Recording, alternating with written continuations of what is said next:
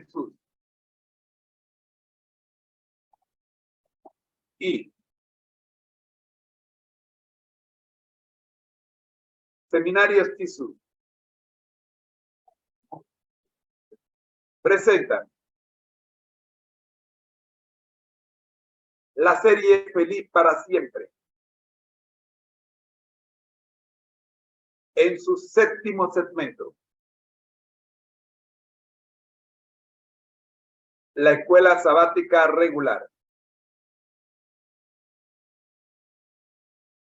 Nos encontramos en el 3er trimestre y estamos estudiando la carta a los Efesios. Una carta escrita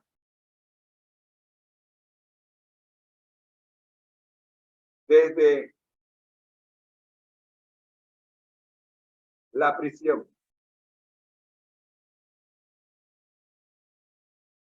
Ya queda con ustedes nuestra maestra, escogida por Dios para llevarnos al conocimiento de esta interesante lección. En la serie Feliz para Siempre les dejo en compañía de mi querida esposa Rosita. Amor, el tiempo es tuyo.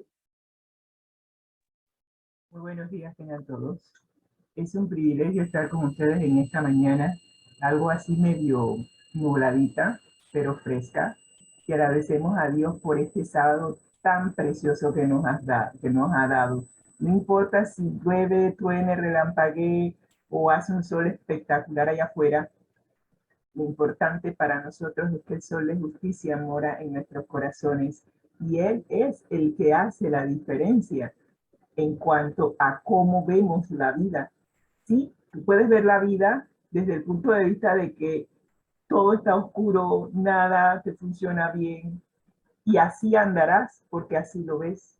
Pero cuando miras por encima de las nubes, y eso lo veo cada vez que me monto en un avión y me voy de viaje, a veces el tiempo se ve nublado, pero tan pronto el avión sube y sobrepasa las nubes que aparentemente nublan nuestra visión y no nos permiten ver, sale el sol brillante y es un día espectacular.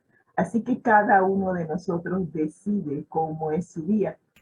Puede ser un día espectacular, puede ser un día soleado, no porque haya sol afuera, sino porque Jesús reina en nuestros corazones. Y eso es lo que hace la diferencia de cómo vemos el día y de cómo nos proyectamos para hacer una bendición para los demás. Así que hoy es sábado, el día del Señor, y es un día espectacular porque tenemos la oportunidad de pasar 24 horas con nuestro amante Salvador Cristo Jesús sin tener que pensar en las labores cotidianas, en cocinar, barrer, trapear. Todo eso queda a un lado para dedicarnos a pasar tiempo con aquel que tanto nos amó, que lo entregó todo para que tú y yo tengamos vida eterna. Y de eso se trata esta lección, cómo nuestro amante Salvador lo entregó todo por amor, para que tú y yo podamos estar con Él por la eternidad.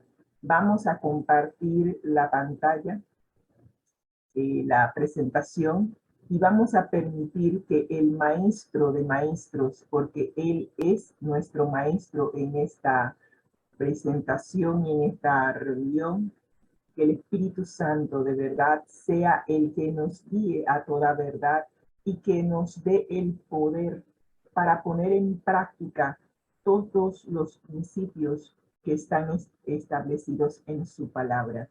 Vamos a permitir que el Espíritu Santo sea el que nos guíe. Oremos. Gracias, Señor, por darnos la oportunidad preciosa de estudiar tu palabra. Realmente, Señor, Sin ti nada podemos hacer. Solo es por tu amor, tu misericordia, tu gracia. Estamos vivos. Por tu misericordia, Señor, no recibimos aquello que merecemos. Y solo es por gracia que recibimos aquello que no merecemos, la vida eterna. Guíanos, Señor, en el estudio de tu palabra y que cada principio la podamos poner en práctica en nuestras vidas, cada día reflejando tu imagen y tu carácter en nuestras vidas y preparándonos para ese encuentro que va a ser un encuentro sin comparación, el encontrarnos finalmente con nuestro esposo, nuestro amante Salvador Cristo Jesús. Guíanos, Señor, en este estudio.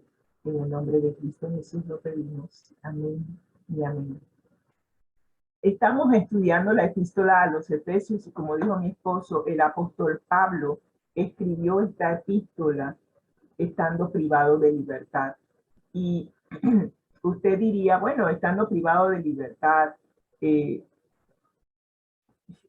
yo no estaría pensando en todo lo que está pensando el apóstol Pablo. De repente uno está pensando en cómo salir de allí pronto, qué estrategias legales puedo utilizar para presentarlo en el juicio, para salir de allí. Y me sorprende que el apóstol Pablo, inspirado por el Espíritu Santo, haya escrito una epístola tan profunda acerca de nuestra relación con Dios, pero relacionándolo con nuestra relación matrimonial.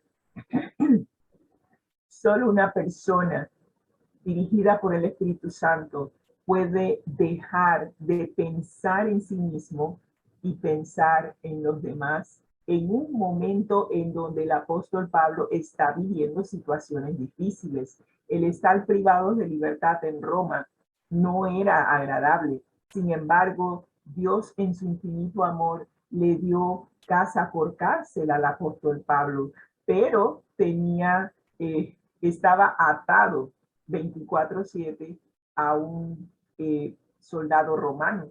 Así que no tenía libertad de acción, pero sí tenía ciertos privilegios.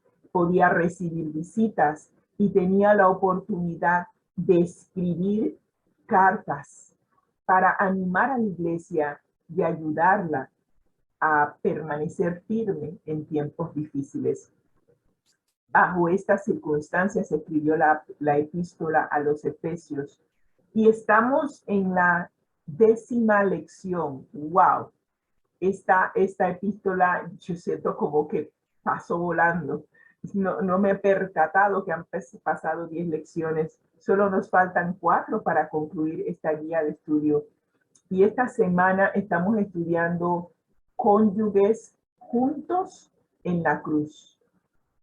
Yo creo que en la otra presentación yo tenía cónyuges juntos ante la cruz. Es la palabra correcta aquí.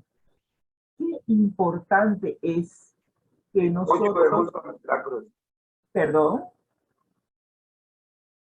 No te escuché. Cónyuge junto ante la cruz, es lo que yo lo había visto. Sí, exacto. Aquí yo creo que por cuestión de que no les cabía, le pusieron en la cruz. Es más. Ante la. Sí. Vamos a hacer los correctivos, porque yo, ajá, ya vi que fue. Es exactamente eso. Lo que tienen que bajarle es el tamaño. Y al bajarle el tamaño. El tamaño de la letra. Sí, ya con eso ya tenemos. Ok, regresamos a la presentación. Muy bien. Cónyuges juntos ante la cruz. Y eso es lo que estamos viendo. Estamos viendo una pareja, un hombre y una mujer ante la cruz de Cristo. ¿Qué es lo que hace la diferencia en un matrimonio? Justamente esto, que ambos están buscando tener una relación con aquel que lo entregó todo al morir en la cruz del Calvario. Y cuando ambos están buscando entregar sus vidas a aquel que lo entregó todo, entonces pueden presentarse juntos ante la cruz de Cristo. Y cuando se presentan juntos ante la cruz de Cristo, entre más buscan de Jesús, más se unen el uno al otro. Y de eso se trata. El apóstol Pablo ha estado hablando acerca de la unidad en Cristo. Y la unidad en Cristo se logra de manera individual, cada uno escuchando al Espíritu Santo hablarle a su mente y a su corazón, dirigiéndolo a que tenga una unión, a que tenga una relación personal con Cristo. Y si cada uno de nosotros de manera individual empieza a buscar a Cristo, entre más busquemos a Cristo, verticalmente hablando, más nos unimos horizontalmente hablando. Y empieza con la unidad más pequeña de la sociedad, el matrimonio. Así que el apóstol Pablo está utilizando lo que llamamos una metáfora, ¿sí? Nos está dando un ejemplo de algo que vemos a diario para llevarnos a comprender algo que es espiritual, que no es tangible, que no se puede ver, pero es la manera de que las personas podamos comprender los aspectos espirituales. El texto a memorizar para esta semana viene de Efesios capítulo 5, versículos 25 al 27, y recordando a aquellos que si nos han sintonizado por primera vez, estamos estudiando la epístola a los Efesios, perdón. Estamos estudiando la epístola a los Efesios por capítulo y esta semana estamos estudiando el capítulo 5, pero estamos estudiando los versículos, se perdió el asunto. Los versículos creo que del 21 al 33, si la memoria no me falla, perdí la página aquí en la Biblia. Sí, del 21 al 33. Así que si usted no tiene la guía de estudio, puede estudiar con nosotros con su Biblia y estaremos revisando, repasando los versículos del 21 al 33 de la epístola a los Efesios capítulo 5. Los versículos a memorizar son centrales en el estudio de esta semana. Y como vimos durante la semana, esta presentación no la tiene. Pero nosotros durante la semana aprendimos algo que fue sumamente importante y lo voy a explicar antes de entrar al versículo para memorizar. Es importante y el momento en que Pablo está escribiendo esta epístola.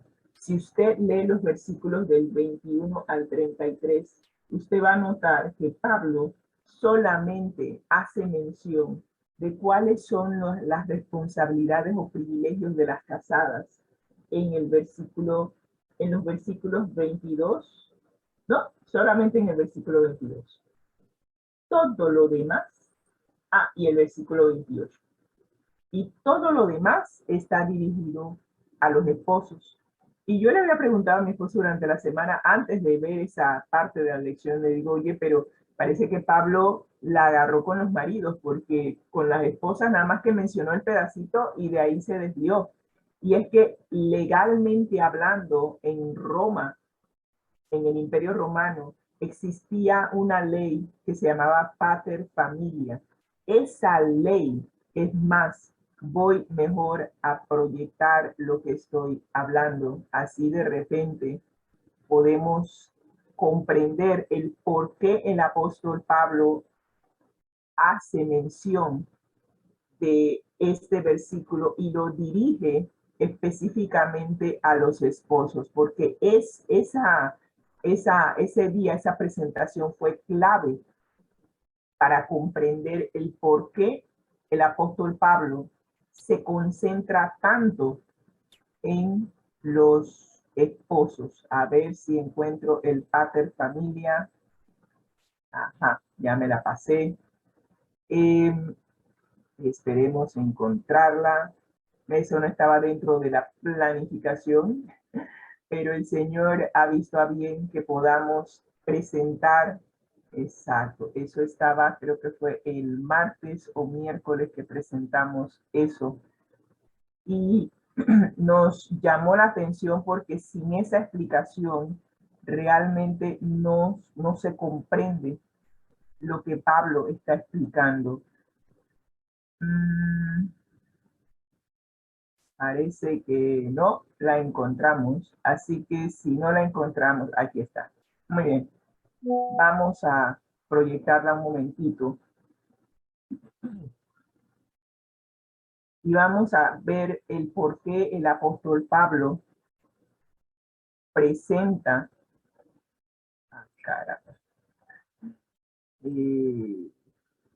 presenta lo que estamos mostrando aquí en pantalla.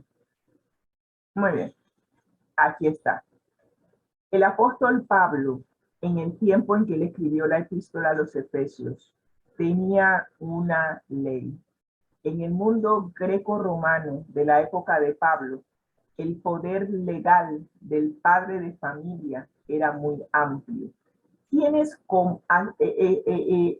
componían la familia o las familias, cómo estaban estructuradas en el tiempo en que Pablo escribió esta epístola? Bueno, por lo que respecta a la composición, en Roma una familia estaba integrada no solo de las personas ligadas por vínculos de sangre, como los cónyuges y los hijos, sino también todos aquellos que mantenían una relación de dependencia con el pater familias.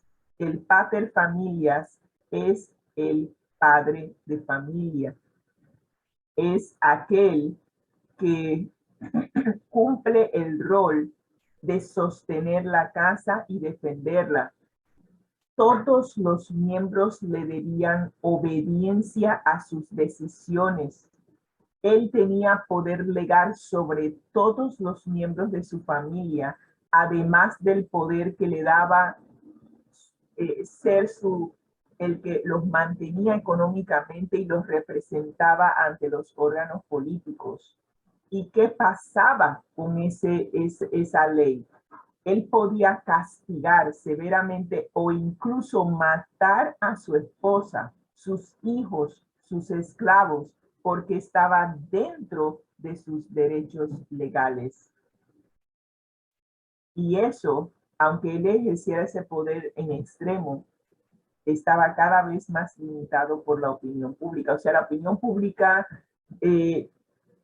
lo aceptaba porque estaba dentro del poder que él tenía, pero no necesariamente pues sentían que uno debía llegar a ese punto. Pero si el pater familia tenía que matar a su esposa, ya sea por la razón que sea, estaba dentro de la ley. Así que todas las recomendaciones que nosotros vamos a ver aquí en esta presentación en Efesios capítulo 5, versículos del 21 al 33, con excepción de 2 versículos, están dirigidos al pater familias, al padre de familia, tratando de hacerle ver cuál es su responsabilidad. Debe haber un cambio en su mente, un cambio de paradigma, de cómo él debe manejar a su familia, no conforme a los parámetros legales que tenía derecho, pero conforme ahora a un nuevo estilo de vida, un estilo de vida dirigido por nuestro Padre Celestial. Y eso requería que el apóstol Pablo se dirigiera al padre de familia, que era el que tenía la responsabilidad no solo de mantener económicamente a la familia, sino de proyectar los verdaderos valores y principios de la palabra de Dios. Así que, tomando esto en cuenta, ahora podemos regresar a nuestra presentación. Se me perdió, aquí está. Regresar a nuestra presentación y a partir de este momento ya usted se va a dar cuenta de lo importante que es el cambio en nuestra manera de pensar. Ahora sí, el apóstol Pablo se dirige a los esposos y dice: maridos, amen a sus mujeres. Importante. Amen a sus mujeres, comparándolo con que, así como Cristo amó a la iglesia y se entregó a sí mismo por ella. ¿Creen que esto es fácil? No, porque nosotros venimos con todo un bagaje cultural, con todo una serie de aprendizajes de nuestra cultura, de nuestra sociedad, en donde por regla general el hombre primero no demuestra ni cariño, ni amor, ni nada. Yo creo que yo tengo la excepción y mi esposo es sumamente cariñoso, la parca aquí soy yo. Pero es muy difícil encontrar que un hombre muestre amor, porque probablemente, por lo menos en la cultura latina, eso se vea como una muestra de debilidad en cuanto a su carácter. Así que cuando el apóstol Pablo está hablando de que amen a sus mujeres, así como Cristo amó a la iglesia, sería bueno entonces ver qué fue lo que hizo Cristo para demostrar su amor a la iglesia. ¿Cómo lo hizo? Y en eso dice el apóstol Pablo que Cristo amó a la iglesia y demostró su amor entregándose a sí mismo por ella. Una entrega sin reservas. Por regla general, hemos visto culturalmente hablando que los hombres, por regla general, dije por regla general, se reservan, son muy reservados, no comentan sus sentimientos, no comentan ni siquiera sus opiniones. Tal vez entre hombres sí, pero no con su cónyuge, no con su esposa. Se reservan. Y esas reservas a veces son las que traen los conflictos en el matrimonio. Porque la mujer por regla general es dada a comunicar, a hablar, a decir cómo se siente, pero el hombre no. Entonces, se crea un desbalance porque hay una parte del matrimonio que está tratando de conectar con la otra parte, pero la otra parte no conecta porque se reserva. Y es por eso que el apóstol Pablo está diciendo: amen a sus mujeres, y lo compara con la manera en que Cristo amó a la iglesia, se entregó a sí mismo por ella. ¿Con qué objetivo? ¿Con qué objetivo Cristo se entregó a sí mismo a la iglesia? Para hacerla santa. Dios es santo. Y en la medida en que la iglesia, nosotros, tú y yo, nos unamos a Cristo, llegaremos a ser santos como es Él. En la medida en que permitamos que el Espíritu Santo nos guíe, Él nos limpiará, nos purificará de todo pecado y de toda maldad, como dice Primera de Juan 1:9. ¿Y cuál es el objetivo de toda esta purificación y de toda esta santidad?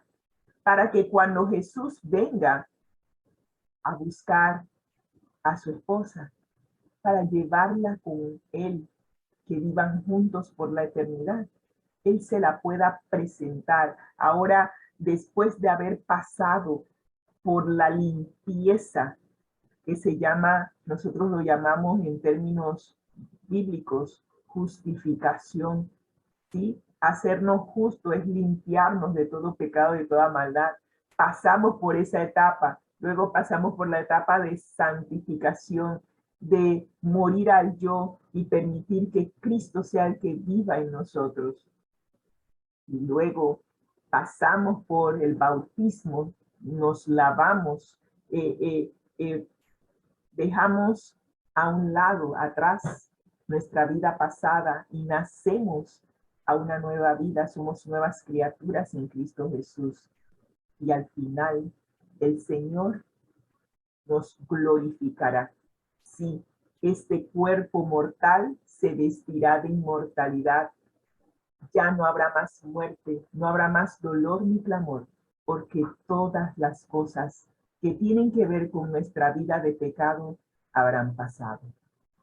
Toda esta teología que les acabo de explicar está en estos textos, pero presentado desde el punto de vista de la metáfora de un matrimonio.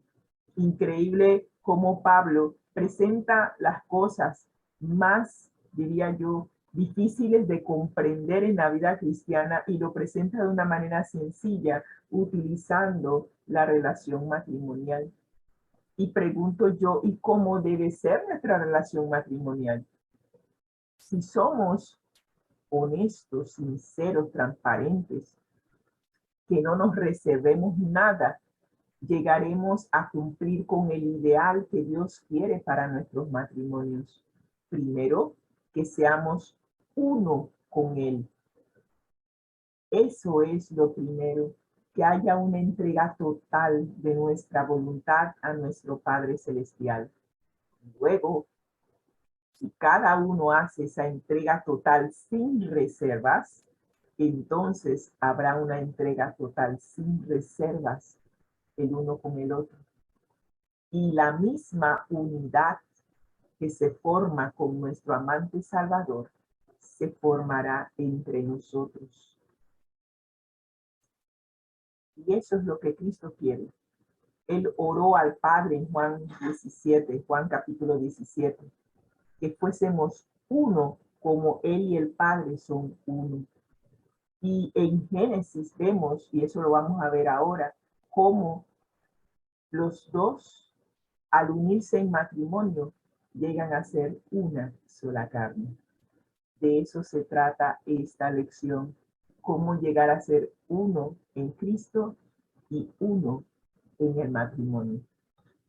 Así que tomándose en cuenta, vamos a ver en esta lección número 10 que Pablo entrelaza en Efesios capítulo 5, versículos 21 al 33, consejos para el matrimonio con símiles de la relación conyugal de Cristo y su iglesia.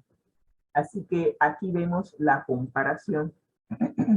Los consejos que Pablo da a la iglesia podrían resumirse de la siguiente manera. Someteos unos a otros para que seáis una sola carne con Cristo. De eso se trata. Ser uno con Cristo, como Cristo y el Padre son uno. Para ello, el apóstol Pablo, dirigido por el Espíritu Santo, nos da el siguiente consejo para tener un matrimonio de éxito. El marido ame a su esposa como a sí mismo y la mujer respete a su marido. Palabras claves: amor y respeto.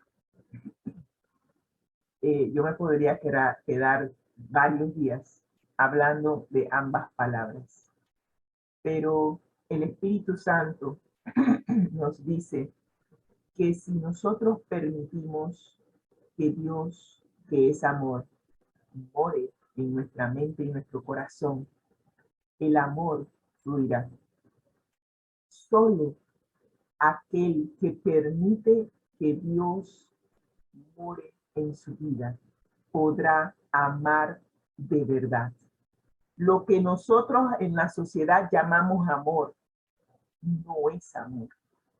Ni siquiera se parece al verdadero amor. Y como siempre, Satanás, nuestro enemigo, siempre ha tratado de desvirtuar lo que Dios ha hecho. Cambió el sábado por el domingo. El amor lo ha trasrocado por pasión. Y ahora nosotros amamos a nuestros perros, a nuestros gatos, amamos el dinero, amamos todo, cuando realmente el amor se resume en una entrega total de sí mismo. Así que para saber realmente cómo es el amor, te invito a leer 1 Corintios capítulo 13. De esa manera podrás comprender cuáles son los rasgos verdaderos del verdadero amor, valga la redundancia.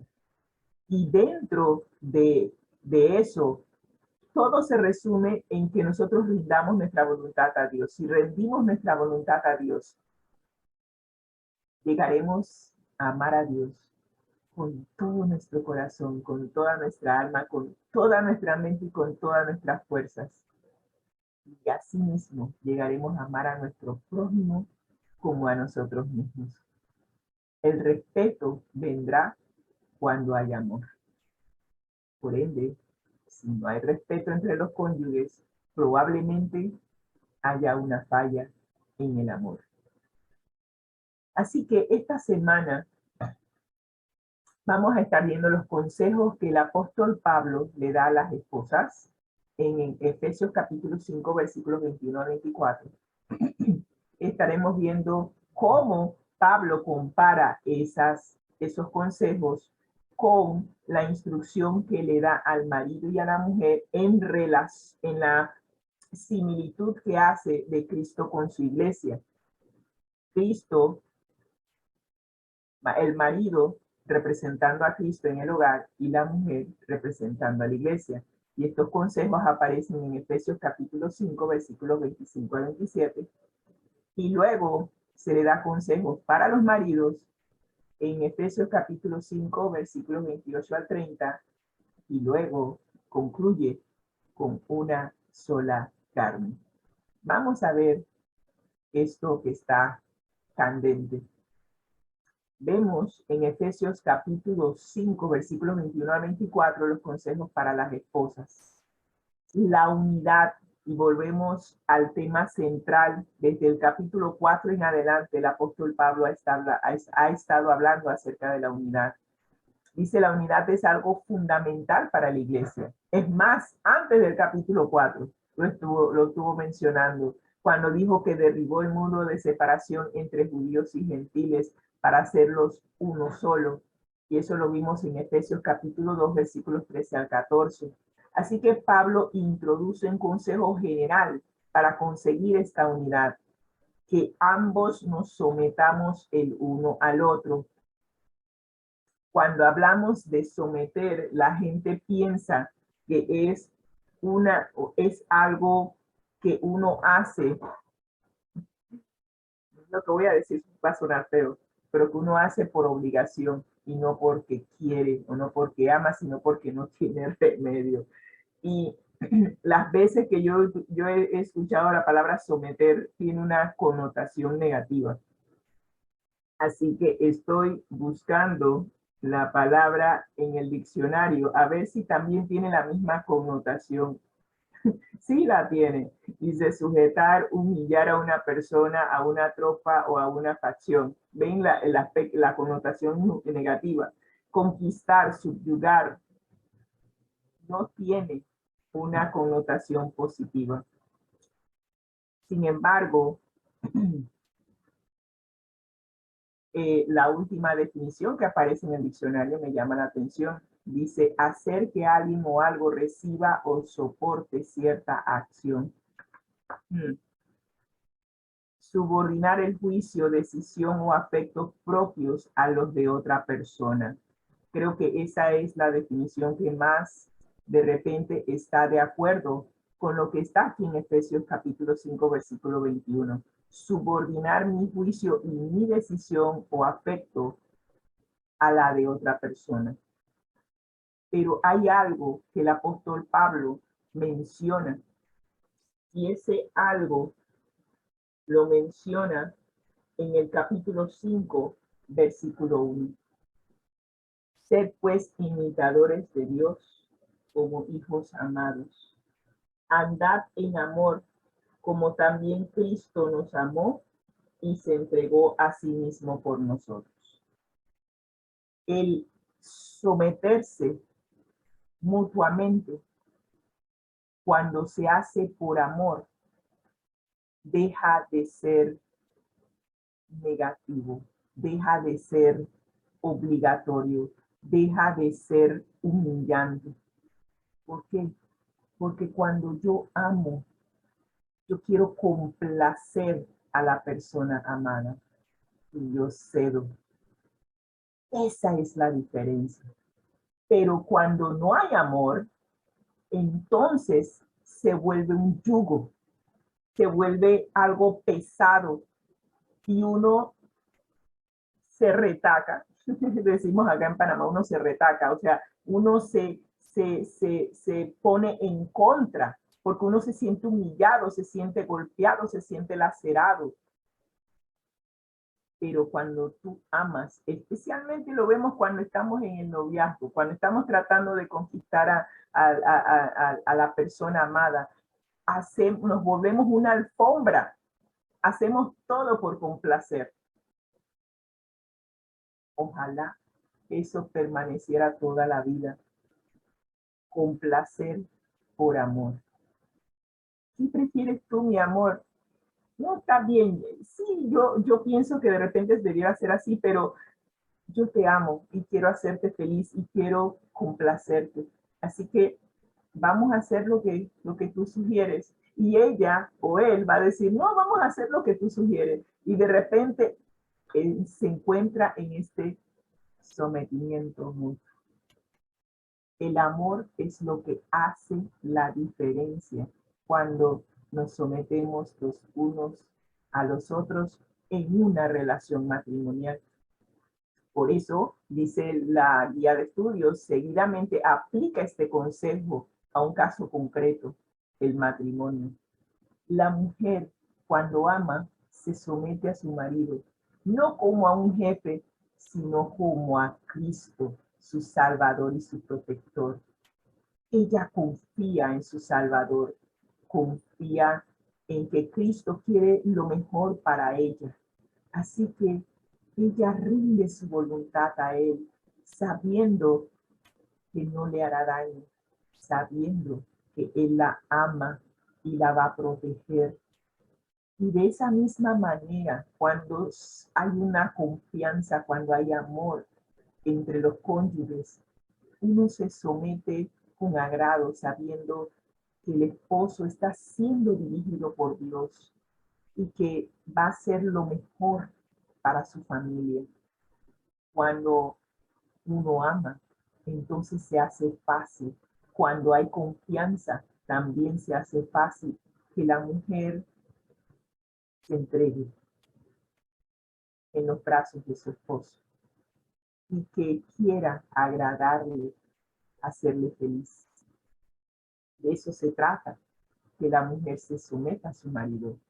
La Biblia no ofrece ningún fundamento para el concepto de que la esposa es inferior al esposo y por tanto debe someterse a él como superior. La Biblia jamás ha presentado eso, en ningún momento. Así que la esposa ha de actuar con humildad y respeto hacia su esposo y no con arrogancia y superioridad. A veces el papel se revierte, que la esposa es la dominante en la pareja y ella exige que se le respete y que se le haga caso. La esposa no debe asumir esa actitud, debe asumir una actitud de fidelidad amorosa y solidaria, sujeta al esposo como a Cristo. Pero vimos también en la lección, y ya lo vamos a ver, qué significa sujetarse al esposo como lo hace a Cristo. Así que este es el consejo que da el apóstol Pablo a las esposas, porque él ahora va a trabajar con los esposos para que los esposos lleguen a ser respetados por sus esposas por la unión que tiene con Cristo. Así que Cristo y su iglesia, marido y mujer. En Efesios capítulo 5, versículos 25 al 27, Pablo compara, hace la analogía de Cristo, que es el esposo o el novio, y la iglesia, que es la esposa o la novia. ¿Qué hace Cristo por su esposa? Bueno, primero, la ama. Ama, como dice Primera de Corintios capítulo 13. Jesús verdaderamente nos ama.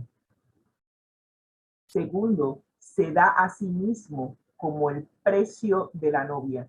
Nosotros vimos durante la semana que la Biblia, que en los tiempos que Pablo escribió esta epístola, el esposo tenía que pagar un precio por la esposa, por la novia. Cristo lo entregó todo, entregó su vida por la esposa. Y a diferencia de los esposos que pagaban un precio, él pagó con su vida. Con eso demostró cuánto nos ama. El novio debe entregar al padre de la novia bienes o dinero para tomarla por esposa, mostrando cuánto la valora. Y eso lo vemos en Génesis capítulo 29, versículo 18 y capítulo 34, versículo 11.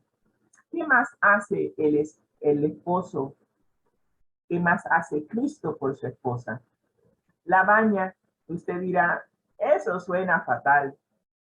Pero Cristo hace el papel de las damas de honor, preparando él mismo a la novia. Increíble, pero Cristo aquí va un poquito más allá de lo que se espera de un novio. ¿Qué más hace Cristo por su esposa? Pronuncia la palabra de la promesa. A través de la promesa, Cristo se compromete a cuidar y amar a la iglesia. Toda la Biblia está llena de promesas. Todo lo que Dios, Padre, Hijo y Espíritu Santo hacen por nosotros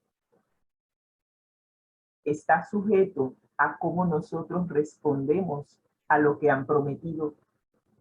Todas las promesas, en su mayoría, son condicionales.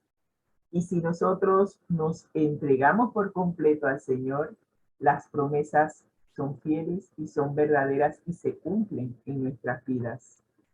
Luego, Cristo prepara y adorna a la novia. La adorna. Me llama la atención. Disculpe que yo me ría, pero es que recuerdo cuando estaba preparándome en la noche de bodas, recuerdo a la esposa del pastor que me iba a casar, el pastor Wilson. Estaba la esposa Nancy y ella me estaba ayudando a vestirme, que me ponía el velo, que esto, que lo otro, y de repente me llegó ese pensamiento a la mente, que la esposa del pastor era la que me estaba ayudando, pero aquí estamos hablando de que Cristo mismo es el que aparece adornando con sus virtudes, con su carácter a su novia, para luego, ¿qué cosa? Presentársela a él mismo sin mancha, sin arruga, sin nada que contamine. Aquí, cuando se la presenta a sí mismo, él está asumiendo el papel del padre que entrega a la novia. Pero aquí Jesús se presenta a sí mismo, presenta la novia y se casa con ella. Qué interesante cómo el apóstol Pablo presenta lo que hace Cristo por su iglesia desde el punto de vista de la relación matrimonial. Pablo presenta las bodas de Jesús y su iglesia en un desarrollo cronológico que tiene mucha lógica. Primero, ¿qué es lo que se hace cuando antes de que uno se case, uno se compromete? Y eso es lo que vemos en el versículo 25. Jesús pagó el precio cuando se entrega a sí mismo por la novia. De esta forma, él se compromete oficialmente con la iglesia. No hay vuelta atrás. Jesús ya hizo el compromiso, ya murió en la cruz y pagó el precio del compromiso. Así que ahora nos toca a nosotros aceptar el precio que pagó Jesús por nosotros. Luego, Jesús va a preparar la ceremonia nupcial. ¿Y cómo lo hace? Actualmente Él está preparando la iglesia, nos está purificando, nos está limpiando de todo pecado y de toda maldad. Está quitando toda arruga en nuestro carácter. Y al final, ¿qué es lo que quiere lograr Cristo? Que en la ceremonia nupcial Él pueda venir y llevarse a su amada iglesia para que vivan eternamente felices. Todo es un proceso y esperamos que cada uno de nosotros pase por este proceso. El Espíritu Santo es el que está a cargo de que este proceso se realice en nuestras vidas y en nuestro carácter, que es lo único que vamos a llevar al cielo. Si nosotros hemos aceptado lo que Jesús hizo por nosotros en la cruz del Calvario, entonces habremos aceptado el compromiso que Jesús ha hecho con nosotros. Luego, y aquí es en donde está la parte crucial, muchos aceptan el compromiso, pero rechazan la preparación para la ceremonia nupcial. No quieren que Cristo los prepare, que Cristo los limpie de todo pecado, de toda maldad. Se quedan como, lo tengo por aquí anotado, se quedan como dice Isaías capítulo 4, versículo 1. Nosotras solamente queremos llevar tu nombre, ¿sí? Solamente queremos quedarnos aquí. Queremos ser llamados cristianos y nada más. Nosotros vamos a comer nuestro propio pan y vestiremos nuestras propias vestimentas. No queremos tu alimento, no queremos tu palabra, no queremos tu manto de justicia. Solamente déjanos llevar tu nombre para quitar nuestro oprobio. Solamente eso. Y nos quedamos en el compromiso. Y no nos damos cuenta que para realmente que el matrimonio se dé, es necesario la preparación. Es necesario ser purificados, ser limpiados de todo pecado y de toda maldad, para que cuando Jesús venga, entonces Él pueda finalmente tomarnos y llevarnos a vivir con Él por la eternidad. Así que no sé en cuál de en todo este desarrollo podamos estar cada uno de nosotros, pero la mayoría de nosotros debiera estar en esta segunda etapa de la preparación. Y ojalá que cada uno de nosotros tome la decisión de permitir que el Espíritu Santo nos prepare. Es el único que lo puede hacer, pero nosotros estorbamos la preparación cuando no nos rendimos, cuando no cedemos nuestra voluntad por amor a nuestro Padre Celestial, a nuestro amante marido, ¿sí? Cuando tú te entregas por completo a Jesús, créeme, Él hará lo que tiene que hacer para prepararnos para su segunda venida, para que puedan llevarnos a vivir con Él por la eternidad. ¿Estoy preparándome para la boda? ¿Dejo que Jesús me prepare cada día para esta hermosa ceremonia? Anhelo el momento cuando pueda verme cara a cara con mi esposo. Ojalá que sí. Así que ahora el apóstol Pablo, concluyendo con su epístola, capítulo 5, menciona consejos para los maridos. Mucho daño y tristeza se ha producido por un mal uso de las palabras dirigidas a Eva. Desearás a tu marido y él te dominará. Esa es la nueva versión. No me gusta esa nueva versión internacional. Prefiero la versión Reina Valera, que nos dice en el capítulo 3 de Génesis, versículo 16, a la mujer dijo, multiplicará en gran manera los dolores en tus preñeces o en tus partos. Con dolor darás a luz 2 hijos, y tu deseo será para tu marido, y él se enseñoreará. ¿Sí? Él va a estar por encima. Él es el que va a ser el que tome las decisiones finales. Sí, hasta cierto punto te domina, pero suena feo eso de dominar, ¿verdad? Consciente de ello, Pablo quiere que los maridos comprendan cómo deben actuar con su esposa. En primer lugar, amarla como Cristo amó a la iglesia, dispuestos a dar su vida por ella. ¡Auch! Esas sí son palabras ya más fuertes. Increíble. Si alguna vez son tentados a tratarla con dureza, deben recordar que ella es parte de sí mismo y que al maltratarla muestra que no la ama ni a ella ni a sí mismo. El que ejerce un dominio incorrecto y hace daño a su esposa, maltrata a su propio cuerpo, a su propia carne y a sus propios huesos. Recordando lo que Adán dijo cuando Jesús le presentó a su esposa en el Edén y le dijo, después de haber tomado la costilla y haber hecho a una mujer, le dijo en Génesis capítulo 2, versículo 23, esto es ahora hueso de mis huesos y carne de mi carne, dijo Adán. Esta será llamada varona, porque del varón fue tomada. A eso se refiere el apóstol Pablo. Como fue tomada de la costilla de Adán, él ahora se identifica con ella porque ella es parte de su cuerpo. Y si la maltrata, está maltratando a lo que es parte de su cuerpo. Wow. El apóstol Pablo aquí fue bien, pero bien profundo y bien explícito. ¿Qué otra cosa nos dice el apóstol Pablo para concluir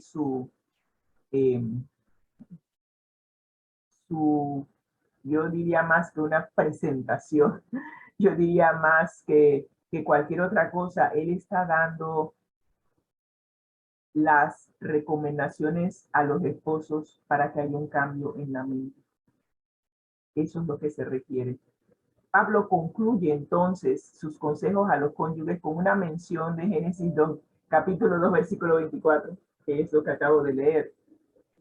Y lo menciona en el capítulo 5, versículo 31, que quiere decir, ¿qué quiere decir la expresión una sola carne? Y veamos lo que dice el capítulo 5, versículo 31, que nos dice, por esto dejará el hombre a su padre y a su madre, y se unirá a su mujer, y los dos serán una sola carne. ¿Qué quiere decir el apóstol Pablo con esto? La unidad sexual del matrimonio es un reflejo de su unidad emocional y espiritual. Ya no son dos, ya no actúan de forma separada, han abandonado su pasado para hacer un futuro juntos, unidos, son uno. Y es importante, y eso es algo que explicamos durante la semana.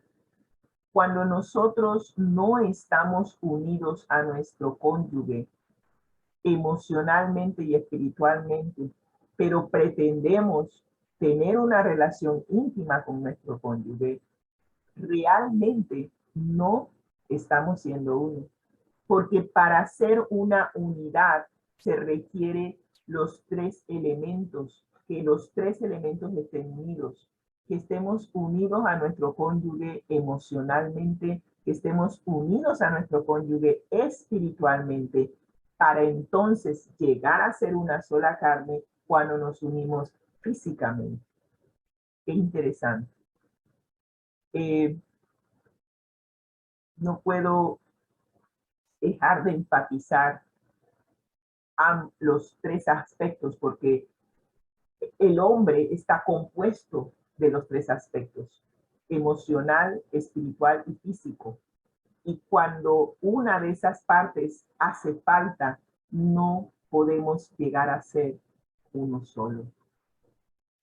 Interesante.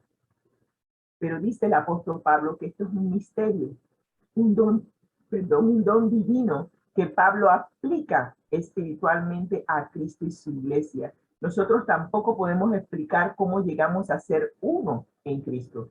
La iglesia no puede existir tampoco separadamente de Cristo, sino que depende de su unión con Jesús. Y yo me atrevo a decir que en la medida en que nosotros estemos unidos de manera individual con Cristo, estaremos unidos en todos los aspectos el uno con el otro. Porque nuestra unión con Cristo es la que nos va a llevar a unirnos como pareja.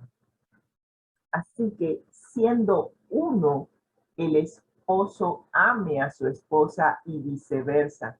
La esposa respete a su esposo y viceversa, como Cristo nos ama y respeta a cada uno y viceversa. Me pareció esto sumamente interesante. Es dando y dando, cada uno haciendo una entrega para la felicidad del otro. Y concluimos nuestra presentación de hoy con una cita del Hogar Cristiano, página 82, que nos dice lo siguiente: el matrimonio es una unión para toda la vida. Si nos casamos pensando, bueno, si esto no funciona, voy por fuera, entonces, ¿de qué estamos hablando? ¿Para qué casarse? Y por eso de repente la gente no se casa, se une en unión libre, pero no es lo mismo. Y he hablado con parejas que me dicen que en unión libre estaban muy bien, perfecto, todo perfecto. Y tan pronto se casaron, empezaron los problemas. ¿Por qué será? Porque de repente que asumimos una responsabilidad, le tememos a la responsabilidad, o es que de repente nos sentimos atados a la otra persona y no queremos sentirnos atados, sino ser libres. Nos dice el Hogar Cristiano, el matrimonio es una unión para toda la vida, un símbolo de la unión entre Cristo y su iglesia. El espíritu que Cristo manifiesta a su iglesia es el mismo espíritu que los esposos han de manifestar el uno para con el otro. Si nosotros realmente amamos a Dios con todo nuestro corazón, con toda nuestra alma, con toda nuestra mente y con todas nuestras fuerzas, nos amaremos el uno al otro en el Señor. Siempre nos trataremos con cortesía, con amor, buscando colaborar, buscando la felicidad del otro. En nuestra abnegación mutua y sacrificio de nosotros mismos, seremos una bendición el uno para el otro. Es dando y dando. Y ojalá que cada uno de nosotros pueda hacer una entrega total, en primer lugar, a nuestro amante Salvador, Cristo Jesús. Sin Cristo, la unidad en el matrimonio es casi un imposible. Solamente cuando ambos buscamos hacer esa entrega total a Cristo, nuestro matrimonio podrá marchar conforme al ideal. Es cierto, aún en los matrimonios cristianos existen problemas. No hay unidad. El hecho de que ambos estemos buscando a Cristo no implica que la relación matrimonial es perfecta. Ambos estamos en un proceso de construcción. Ambos estamos en un proceso de aprendizaje. Ambos estamos en un proceso de entrega total a nuestro amante Salvador. Pero es un proceso de crecimiento. Estamos poniendo a dos personas que vienen de dos aprendizajes, de dos patrones de crianza totalmente diferentes y a veces hasta diametralmente opuestas. Y se unen en matrimonio y es solo Cristo el que puede hacer que los dos lleguen a ser uno. Y es en el amor, permitiendo que el amor de Dios nos transforme, que logramos la unidad en el matrimonio. Así que si tu matrimonio no es perfecto, bienvenido al club. El nuestro tampoco es perfecto. Pero en la medida en que ambos busquemos a Cristo, nos uniremos los unos a los otros y eventualmente llegaremos a cumplir con el ideal que Cristo desea para cada uno de nosotros. Ser uno como Él y el Padre son uno.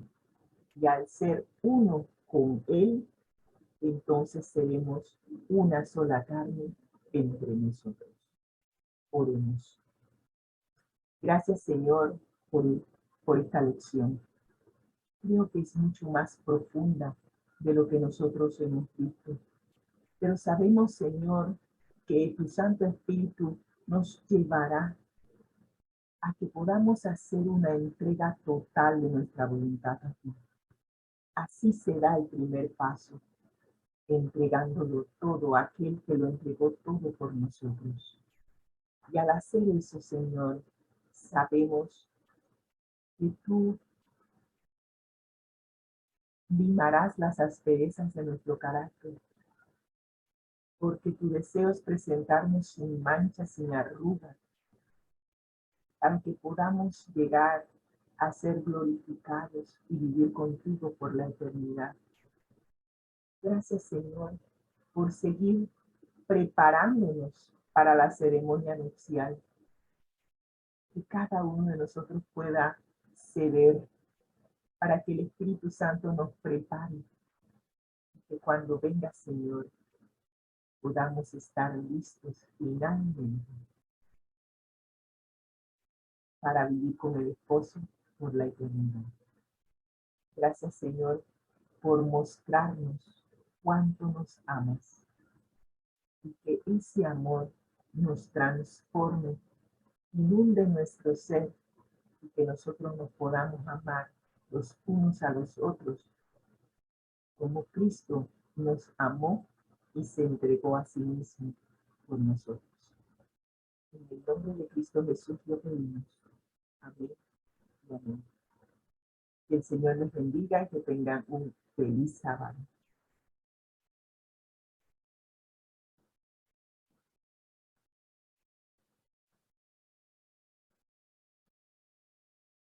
Amén, amén, amén, amén, amén, amén. Damos gracias a Dios. Y también le damos gracias a Rosita por la escuela sabática. Vamos entonces con nuestro lema. Antes, no sé si Rey está conectado. Claro, quería leerle Un saludo, Rey. una pequeña lectura que me mandó el hermano. Quiero leérsela, el testimonio para la iglesia, como 7. Para comprender lo que es en verdad del matrimonio se requiere toda la vida. Los que se casan ingresan a una escuela en la cual no acabarán nunca sus estudios.